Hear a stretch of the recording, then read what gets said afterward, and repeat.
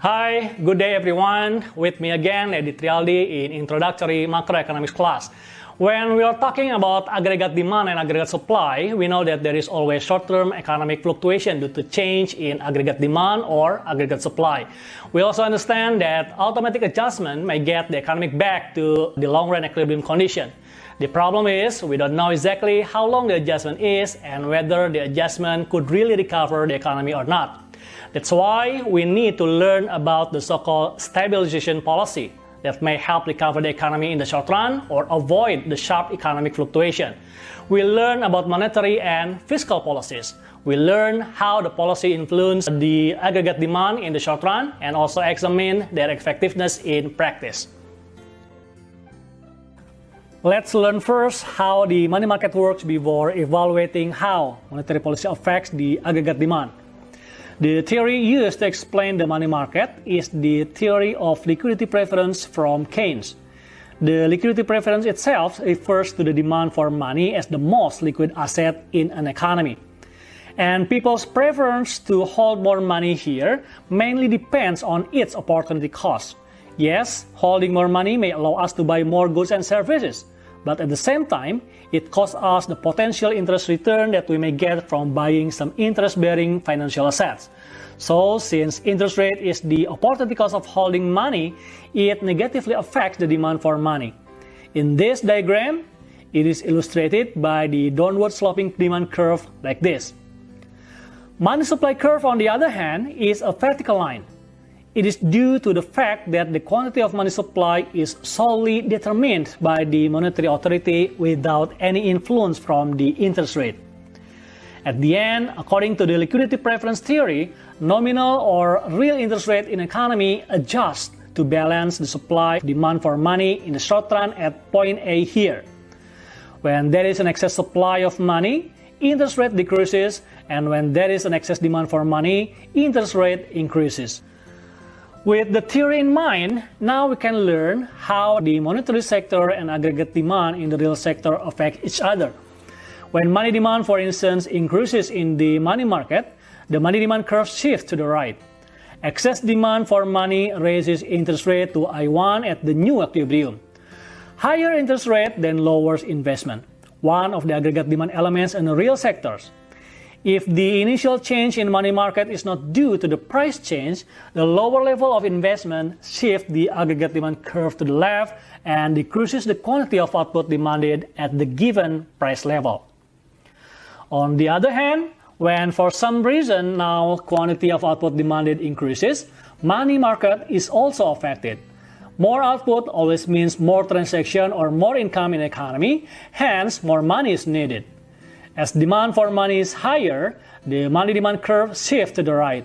And with no change in money supply, it increases the interest rate. The interaction of the two sectors due to the change in either sector will keep going until the impacts are getting less and less significant.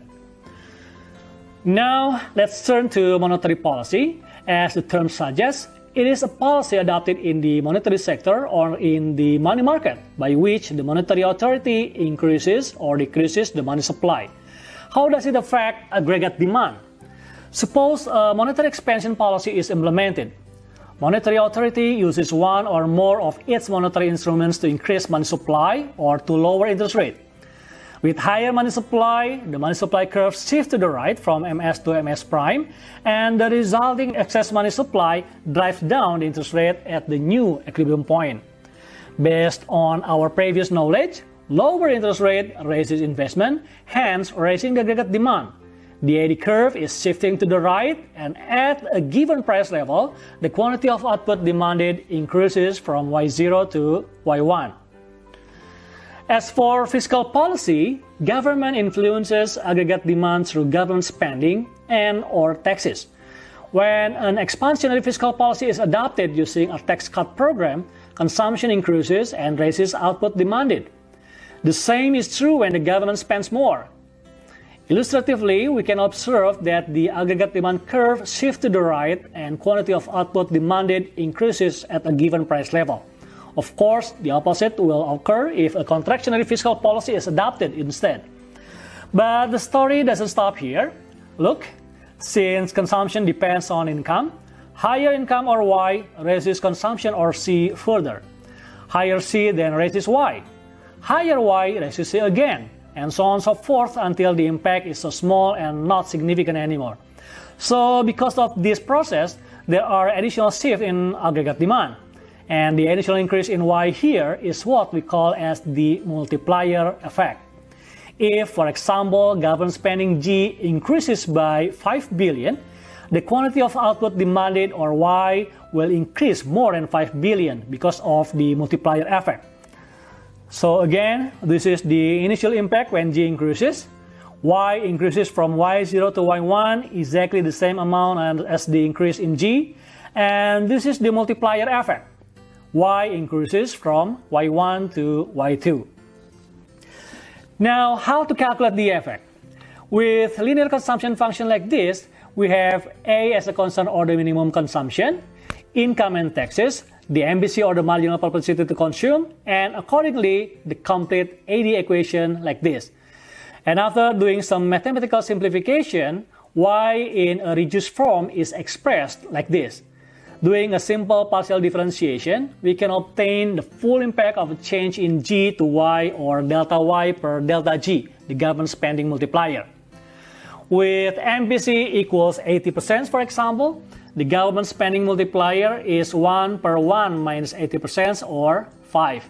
It means that when G increases by $10 billion, then Y increases not only by 10 billion, but by $50 billion, or 5 times the increase in G.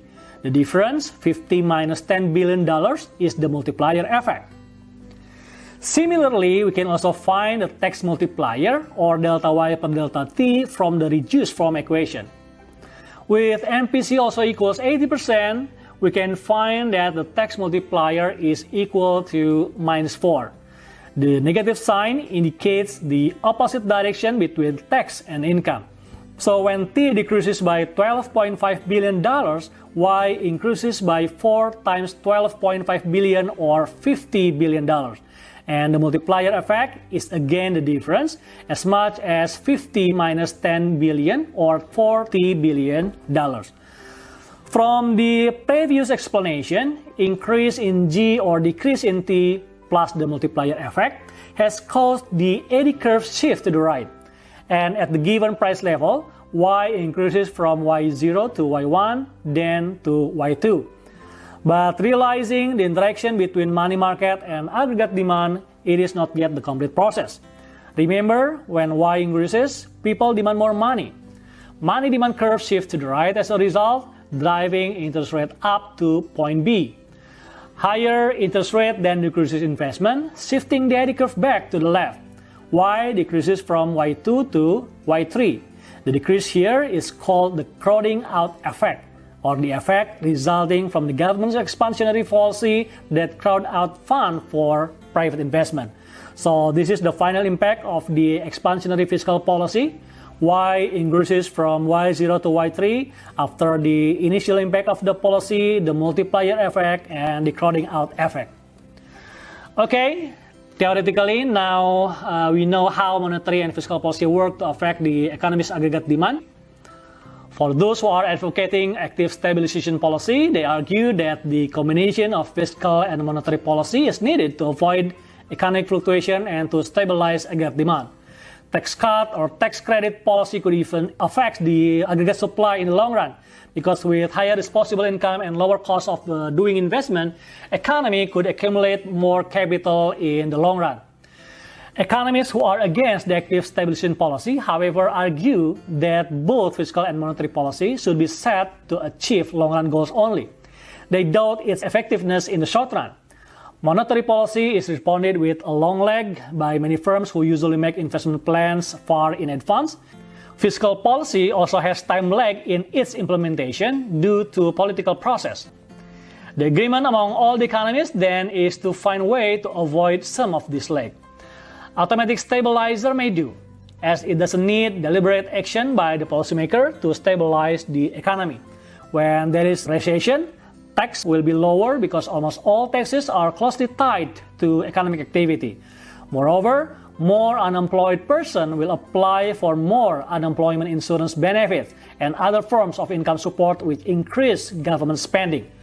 Both will automatically shift the AD curve to the right and help recover the economy. Okay, we have examined how monetary and fiscal policy affect the aggregate demand to help stabilize an economy in the short run. Worth noting that the impact of fiscal policy on quantity of output demanded includes the multiplier effect and the possible crowding out effect.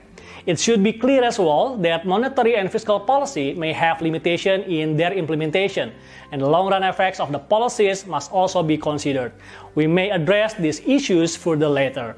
Thank you for your attention. See you again in other videos with different basic macroeconomics topics.